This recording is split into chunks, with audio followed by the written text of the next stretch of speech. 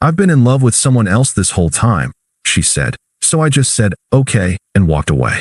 Now he's engaged to someone else, and she just showed up at my door. Hey viewers, before we move on to the video, please make sure to subscribe to the channel and hit the like button if you want to see more stories like this. Thanks. My name is Mark. I'm 31. This isn't one of those "I got my revenge" stories you see on here all the time. This is a story about being completely erased, only to realize that the person who did the erasing was about to be erased herself. It's about a kind of quiet dignity that you find after everything you believed in turns out to be a lie. It's about moving on so thoroughly that the past becomes something you can barely recognize, like a photograph of a stranger. For 3 years, I was the rock, the unshakable foundation, the boring one, as she would later put it. My girlfriend, Sarah, was the artist, the creative. She was an aspiring photographer, an incredible eye for capturing emotion in a single shot. When we met, I was a network administrator for a mid-sized company, and she was a barista trying to save up for her first professional camera. She had this spark, this way of seeing the world that was so different from my own methodical, logical approach. I loved it. I loved her. Everything I did for those 3 years was for her. Our entire life was built around her dreams. She wanted to move closer to a major city for more opportunities, so I found a job there, and we moved. The rent was steep, so I picked up a side gig doing freelance IT support on weekends to cover the difference. I didn't mind. I believed in her. I saw the way her face lit up when she got a good shot. When she was on a creative high, it felt like I was, too. Her happiness was my happiness. I told myself it was a partnership, a long game, a mutually beneficial arrangement. I was building our future with a stable income and a reliable home. She was building her career, a more vibrant one, and one day we'd be a team that had it all. The small signs started about a year ago. Looking back, they weren't small at all. They were massive, glaring neon signs that I chose to interpret as anything but a betrayal. She started spending more time on her phone, glued to a screen. It was always work stuff, she said. Connecting with other creatives, building her network. Her phone was locked down tighter than Fort Knox. I'd walk into the living room, and she'd reflexively flip the screen face down on the coffee table. The open conversations we used to have about her work slowly faded. Instead, she'd just give me a one-word summary of her day. Then came the comparisons. A new name started popping up in her conversations, Alex. He was a photographer, too. She met him at a gallery event. At first, she spoke about him like a colleague, someone to exchange ideas with. Then the tone shifted. "Alex says the kind of work I'm doing is just a side hustle," she said one night, her voice heavy with judgment. "He thinks true artists don't have a 9 to 5. They live and breathe their craft." I remember laughing a little, trying to be lighthearted. "Well, I'm glad someone has a 9 to 5, or we couldn't afford this apartment." She didn't laugh back. She just looked at me with this cool, dismissive expression. The comments became more pointed, more frequent. They were always about Alex. "He lives in a converted warehouse loft," she said on another occasion, scrolling through her phone. "His entire life is a work of art. Not just his work." She'd talk about his travels, his connections, his passion. The word passion was thrown around so much it lost all meaning. It became an adjective used to describe everything he was and everything I wasn't. Alex was passion. I was a paycheck. Alex was a wanderer. I was a homebody. Alex was an artist. I was a commodity. I was just the guy who paid the bills, the financial safety net, the stable ground she could stand on while she reached for a different kind of life. A better one. One that didn't include me. I remember thinking, more than once, that I felt like a stepping stone. Like I was serving a temporary purpose, and when that purpose was fulfilled, I would be discarded. I pushed the thought away. I told myself I was being paranoid, jealous. She was just talking about her work. She was just talking about someone she admired. But every time she said his name, a little piece of me felt like it was crumbling away. I tried to talk to her about it. I sat her down and said, "Sarah, I feel like you're pulling away. What's going on?" She sighed, a dramatic, put-upon sigh. "Nothing, Mark. You're overthinking it. I'm just busy with work. My creative energy is finally flowing, and I need to be focused." She said the last word with a pointed stare, as if my very presence was a distraction. I backed off. I told myself she was right, that I was being insecure. I told myself that her success would be my success. I believed it, right up until the day she came home with a different kind of look in her eyes. It wasn't the look of a person who'd had a good day at work. It was the look of a person who had a secret, A person who had made a decision she knew would break someone's heart. She set her camera bag down on the kitchen counter, and the silence in the apartment was deafening. I knew what was coming. I just didn't know how badly it would hurt. Her expression was flat, emotionless. It wasn't the look of someone who was about to deliver bad news. It was the look of someone who was about to close a business deal. The air in the room felt thick and heavy, like a storm was coming. I knew, with a sick certainty, that the conversation I had been dreading was finally here. "What is it, Sarah?" I asked, my voice coming out quieter than I intended. "Just tell me." She sighed and finally met my eyes. Her gaze was completely devoid of the warmth I had seen for 3 years. "This isn't working, Mark," she said, her tone as casual as if she were talking about a burnt dinner. My heart sank. "What isn't working? We can fix it. I just want you to be honest with me." She ran a hand through her hair, a nervous habit she had when she was avoiding something. "It's not about fixing anything. It's about honesty, actually. And my honesty, it means that I can't do this anymore." I could feel my composure starting to crack. "Sarah, you're scaring me. What's going on? Are you telling me you want to break up?" She scoffed, a tiny, dismissive sound. "Break up? It's not a breakup. It's a realignment. This relationship, it was just a stage I needed to get through." She took a deep breath, like a performer about to deliver a monologue. "Mark, I've been in love with someone else this whole time." The words hung in the air, a physical weight that pressed down on my chest and stole all the breath from my lungs. The honesty I had been asking for was delivered like a hammer to the head. The cruelty wasn't in the fact that she had been unfaithful. It was in the reveal that our entire relationship had been a charade, a stage. I was just a supporting character in her story. I felt a flash of white-hot anger, a surge of adrenaline that wanted to scream and shout, to demand to know who, to demand to know why. But a colder, more devastating thought cut through the rage. "She's not worth it." My face remained a mask of stone. "And I know what you're thinking," she continued, her voice gaining a sickeningly self-righteous tone. "You're thinking that this is your fault, that you weren't enough. But this isn't about you. You're a great guy, Mark. You're stable. You're so kind. But that's the problem. You're a rock. I need someone who moves, who understands the way a creative life works. I need a man who is a reflection of my own ambition." Alex gets it. The smugness was so thick you could cut it with a knife. She was doing this with an air of superiority, as if she were a benevolent god granting me the truth of my own insignificance. She thought I would beg, that I would plead with her to reconsider. She thought I would collapse, giving her the emotional validation she craved to justify her terrible actions. "This is a cosmic connection," she said, her voice dropping to a theatrical whisper. "We're soulmates. I'm just so sorry that you couldn't give me what I needed." I took a slow, deliberate breath, and something inside of me clicked into place.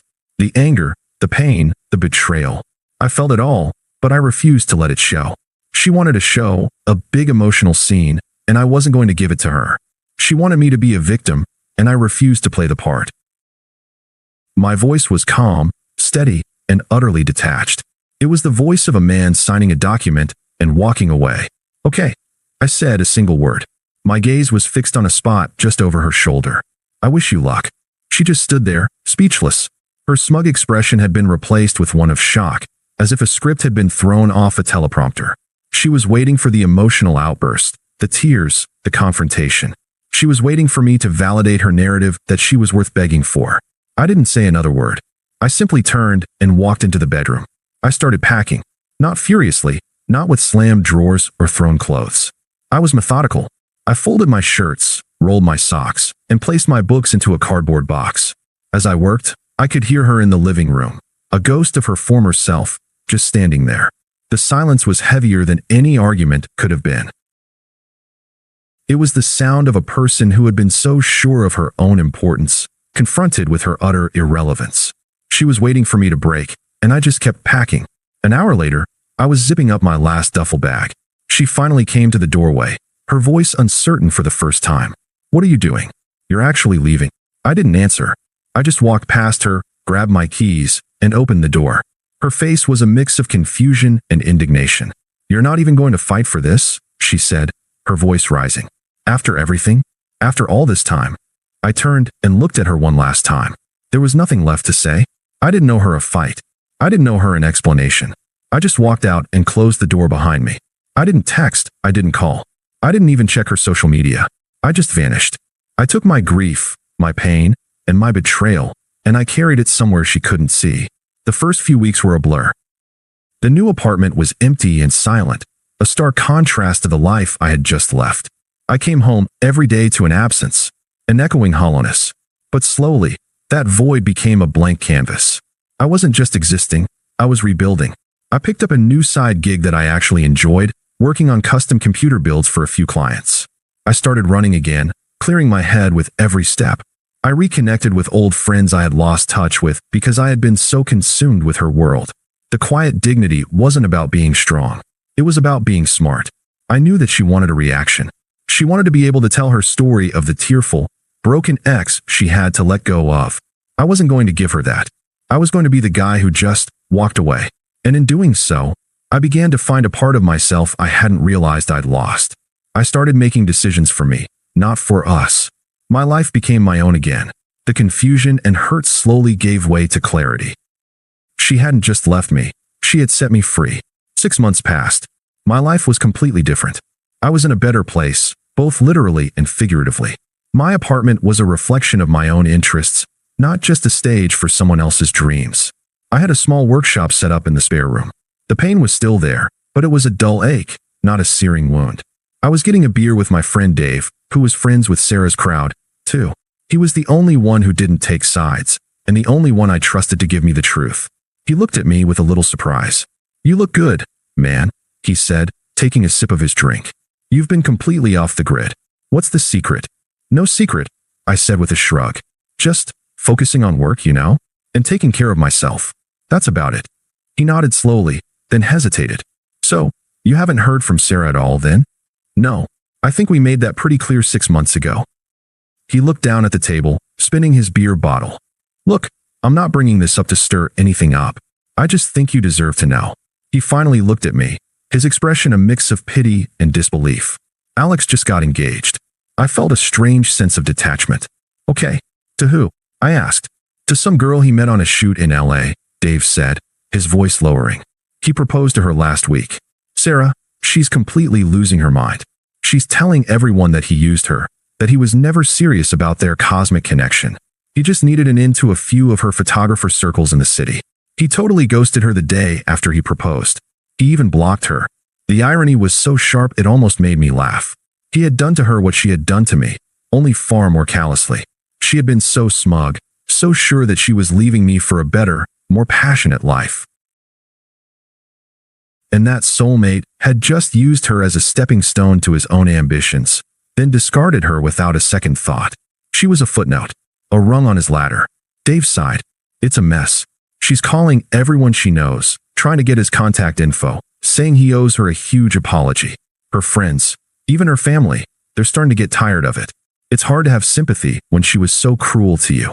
The quiet justice of it all was almost overwhelming. Sarah, who had believed herself to be so superior, so special, had been a backup plan all along. Alex had never been in love with her. He'd just been in love with the idea of what she could do for him.